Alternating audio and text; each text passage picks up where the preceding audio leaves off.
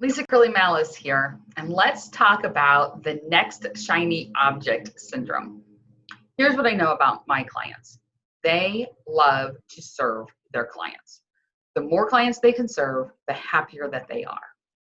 And so they have their main service offering. So for financial advisors, they meet with clients and they create their plan. But then they also start thinking of ways that they could potentially serve even more clients. So maybe it's an offering, like a fill in your own form type of an offering. Or maybe they start to branch out their service line to include, maybe they're a CPA, so they include some tax stuff, or maybe they do a special program on estate planning. Or maybe they feel that the best way that they can help serve more clients is to help serve more financial advisors. And so they create a course for financial advisors to help them be more effective and more efficient, or help them scale their businesses. All of a sudden, they have all these ideas. Maybe it's a podcast, maybe it's an interview series.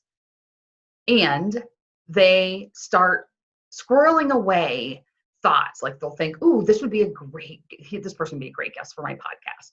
And they throw that in the podcast pile. And a little while later, like, oh man, this process is perfect. It would really help other RIAs. And they throw that in the coursework file. And then they have all this stuff all over the place. And then time passes by, and time passes by, and time passes by.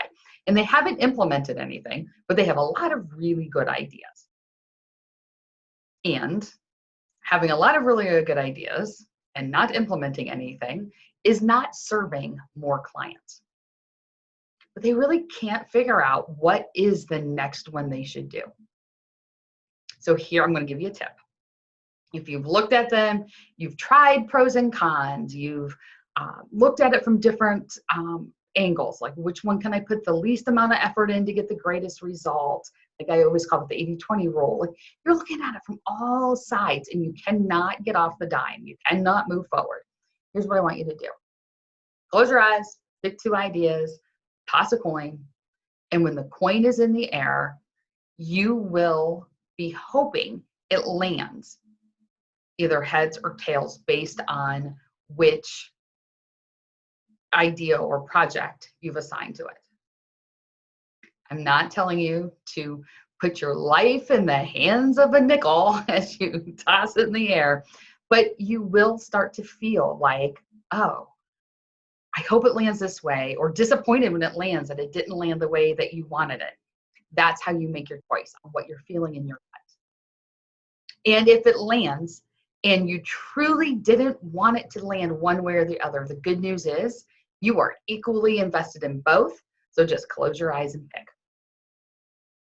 I would love to know, what are some of the strategies that you use to stay focused on one idea, or to narrow it down when you have a lot of ideas to one, so that you can move forward and implement instead of having a bazillion ideas floating around in your head and implementing zero. Please post in the comments below.